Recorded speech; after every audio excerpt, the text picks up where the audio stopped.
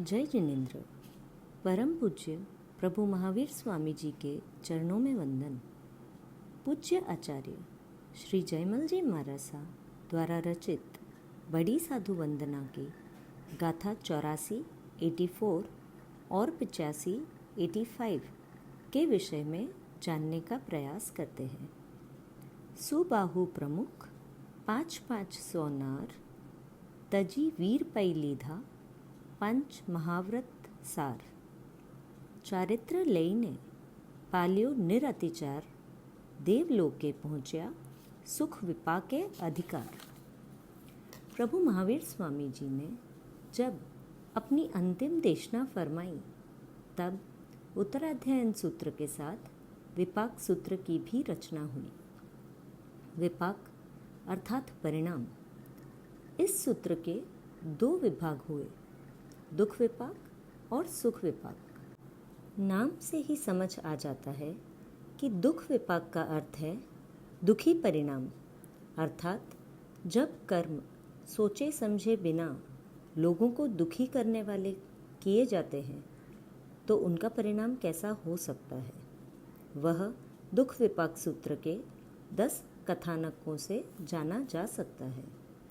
और यदि कर्म ऐसे किए जाएं जिससे औरों को साता पहुंचती हो, कुछ सुख शांति का अनुभव होता हो और ख़ास करके उन कर्मों को करते हुए हम भी खुश हों, हमारे भाव उत्कृष्ट हों, तब फलस्वरूप अगला भव कैसा मिलता है, ये जानने के लिए हमें सुख विपाक सूत्र में वर्णित 10 कुमारों के विषय में जानना चाहिए।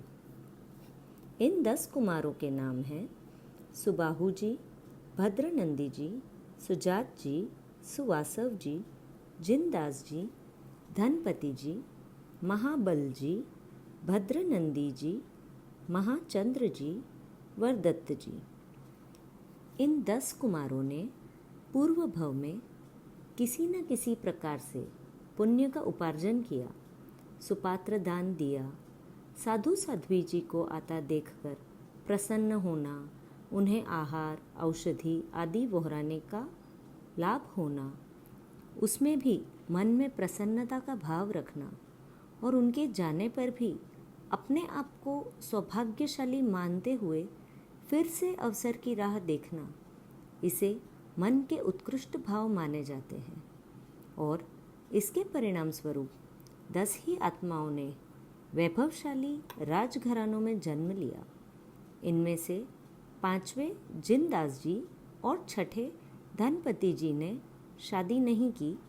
शेष सभी का 500 राजकुमारियों से विवाह हुआ, सुखपूर्वक जीवन बिताया। फिर जब समय आया तब प्रभु महावीर स्वामी जी के पास दीक्षा ग्रहण की, निरतिचार संयम का पालन किया। शुद्ध आचरण के कारण इन राजकुमारों में से कुछ राजकुमार उसी भव में मोक्ष पधार गए और कुछ अगले कुछ भव करके निश्चित ही मोक्ष जाएंगे। जिन आज्ञा विरुद्ध कुछ कहने में आया हो तो अनंत सिद्ध केवली भगवान की साक्षी से 10 मिच्छामि दुक्कडम। धन्यवाद।